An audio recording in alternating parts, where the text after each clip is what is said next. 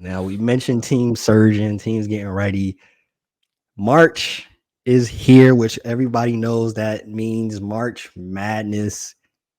Who are some of the teams that you see are some Cinderella teams, some teams that possibly can make some noise that aren't the top teams, the UNCs of the world? Who on both sides do you see? USC, Iowa, on the women's side, obviously. Like, who do you see are some other teams that could possibly make some noise that's not on everybody's radar?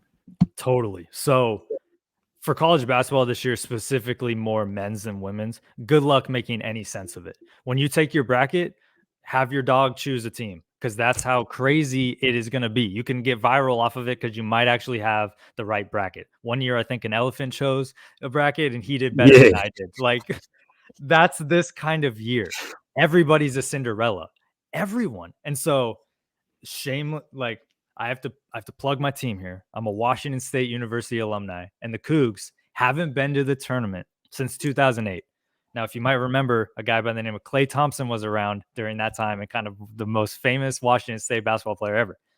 I'm a recent grad, of Washington State University, and I've been following them. We are not a basketball school. We're a football school, No. kind of, but now we're a basketball school.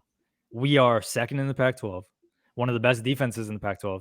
Pac-12 Freshman of the Year winner, maybe Miles Rice, Isaiah Jones going to the NBA kind of prospect. And I didn't even know about this until we started playing. We've beaten Arizona, number 6 in the nation twice, both at home and away. And we're going to be ranked like a 7 seed. Now, we think about like the FAUs and the San Diego States of last year. This is a perfect team for that situation. And I'm trying to be objective about it, but I genuinely am excited for the Cougs because I think they're going to come out, take that first opportunity of being in the tournament for a while, be a 7 or 8 seed, take down one of those weaker 2 seeds, like you just said, North Carolina, a Marquette, a Tennessee. I'm not sold on any of them. So if we're a 7, we beat a 10, go to play a 2, watch out. Washington State Cougs, man. We're not too bad. We're not too bad there.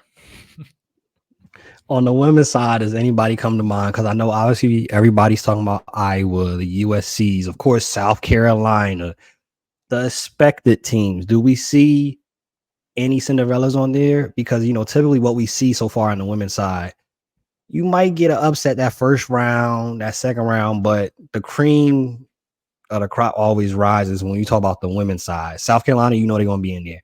Unless they're going to be in there. Like, is there any team on the women's side that's like, all right, they might be able to make some moves? Oh, yeah. It runs through South Carolina. I don't think they get enough credit. That's not going to be my team, but I just want it to be known. South Carolina is making history like Caitlin Clark's making history. And I don't think they're getting enough attention because I wrote about it on Threads where they are set the new record for most SEC wins in a row at like 73 in a row and climbing. Like they haven't lost an in-conference game in years. Like it's insane. And so shout out to Don Staley. They're running a hell of a program there. So everything runs through them. So if any of these Cinderella teams want to make any noise, good luck trying to go through South Carolina. But I always love a team that's in a conference that they're just winning a ton. So Fairfield, they're in the MAC conference. Yes. 26-1.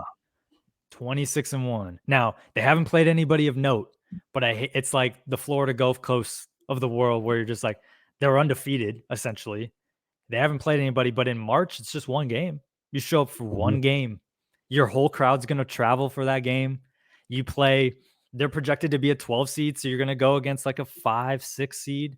So it's not the cream of the crop of women's basketball. So I don't know. Watch out for Fairfield. That's my first one. My second one is UNLV, a little bit more known, but still in the Mountain West. They've put up 100 points. Let me make sure I say this right. 3 times this year in college basketball. That's crazy. What do we got? LeBron out there? I mean, not even Caitlin Clark's teams are putting up 100. Like that is a lot of points. One of the most efficient offenses in all of college basketball, both sides. And so watch out for them. They could be projected as a 7 seed, kind of like the Cougs.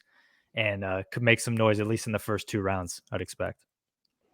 I was looking at that. It's funny you mentioned that because I was looking at it today and I'm like, I've been hearing about Fairfield and I'm like, wait, how many games in a row? 26. Hold up. I mean, to win that amount of games like that.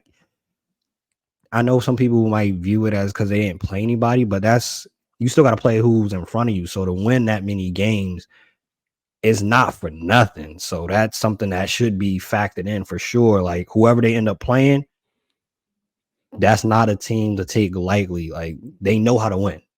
And you look at the games that they won, it hasn't all been, oh, they won by 25.